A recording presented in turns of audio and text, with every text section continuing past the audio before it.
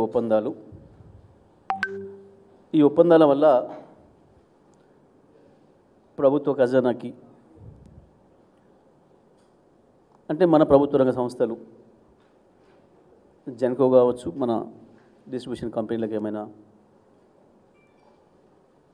నష్టం వాటిల్లిందా అనే విషయం పైన విచారణ చేయడానికి అని చెప్పి ఇప్పుడు వచ్చిన ప్రభుత్వం ఒక విచారణ కమిషన్ నియమించింది జస్టిస్ ఎల్ నరసింహారెడ్డి గారి నేతృత్వంలో. అయితే మేము వీటికి సంబంధించి గత మా ప్రభుత్వ హయాంలోనే ఇవాళ ఉన్న ఈ ప్రభుత్వ పెద్దలు కావచ్చు, బీజేపీ వాళ్ళు కావచ్చు, కొన్ని సందేహాలు లేవనెత్తిండ్రు. శాసనసభలో వాటికి మేము సరైన సమాధానం చెప్పినాం. గత ఈఆర్సీ ముందు కూడా వీళ్ళు హాజరై వాళ్ళ వాదన వినిపించిండ్రు. వాటన్నిటి తర్వాతనే ఇవన్నీ కూడా జరిగినాయి. అయినప్పటికీ కూడా ఈ ప్రభుత్వం వచ్చి మళ్ళీ శాసనసభలో శ్వేతపత్రం విడుదల చేస్తూ విద్యుత్ శాఖ పైన చర్చ పెడితే నేను ఆ సందర్భంలో కూడా మీరు ఎటువంటి విచారణకు ఆదేశించుకున్నా అభ్యంతరం లేదని స్వాగతించినాం. మేము ఛాలెంజ్ చేసినాం. నేను కావచ్చు, మా సహచర మంత్రివర్యులు మాజీ మంత్రివర్యులు హరీష్ రావు గారు కావచ్చు, ప్రభుత్వం లేవనెత్తిన ప్రతి సందేహం విషయంలో, మీకున్న అనుమానాల విషయంలో ఎటువంటి విచారణలైనా చేసుకోండి అని చెప్పి నేను శాసనసభలోనే ప్రభుత్వానికి చెప్పినాం. సరే, దాని లైట్లో జస్టిస్ ఎల్ నరసింహారెడ్డి గారి కమిటీని నియామకం చేసిండ్రు విద్యుత్ పైన. దీనికి సంబంధించి నిన్న 15వ తారీఖు మా నాయకులు, బీఆర్ఎస్ పార్టీ అధ్యక్షులు, మాజీ ముఖ్యమంత్రి వర్యులు తెలంగాణ కేసీఆర్ గారు నిన్న వారి సందేహాలకు స్పష్టమైన సమాధానాలు ఇస్తూ, అదే సందర్భంలో కమిషన్ యొక్క పాత్ర పైన, వారు చేసిన చర్య పైన, వారు చేసింది పొరపాటని, అది చేయకూడని పని అని, గత కమిషన్లు ఎప్పుడు కూడా ఇటువంటి పని చేయలేదనే విషయాన్ని చెప్తూ,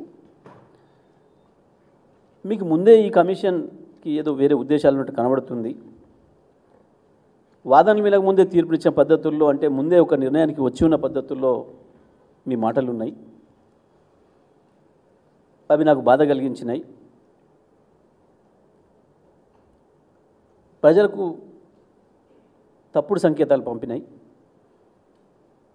కాబట్టి మీరు ఈ విచారణ చేయడానికి మీరు అర్హత కోల్పోయినరు, మీరు దాని నుంచి ఉపసంహరించుకుంటే మంచిది అనే మాట మా నాయకులు కేసీఆర్ గారు ఆ ఉత్తరంలో రాసిండ్రు. వారికి వారు స్పష్టమైన ఆధారాలు చూపించిండ్రు. వారి అభ్యంతరాలు కూడా చెప్పిండ్రు. దాంట్లో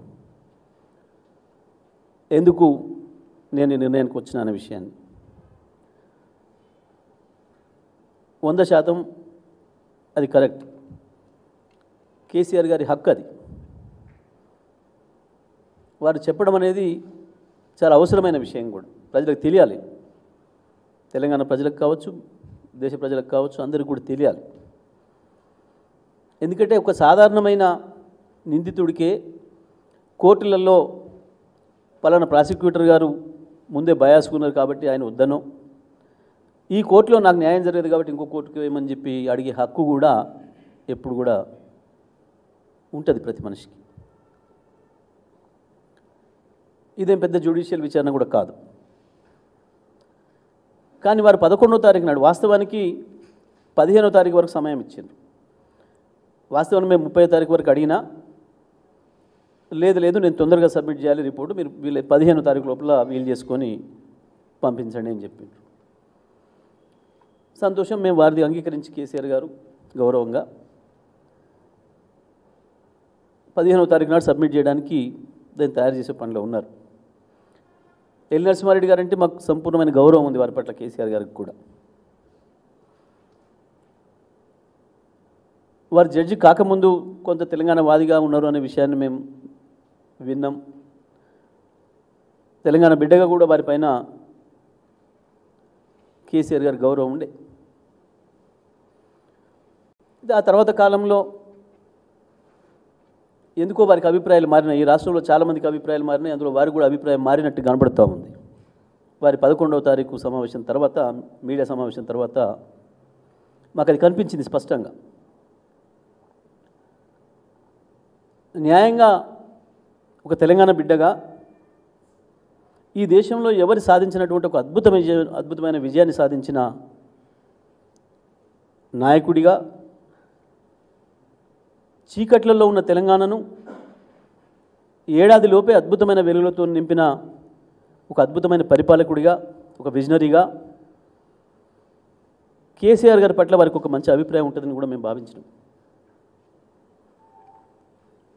ఎందుకంటే ఒక హైకోర్టు సీజేగా చేశారు కాబట్టి తప్పకుండా వారు ఆ పద్ధతిలో ఆలోచిస్తారని చెప్పి మేము భావించినాం.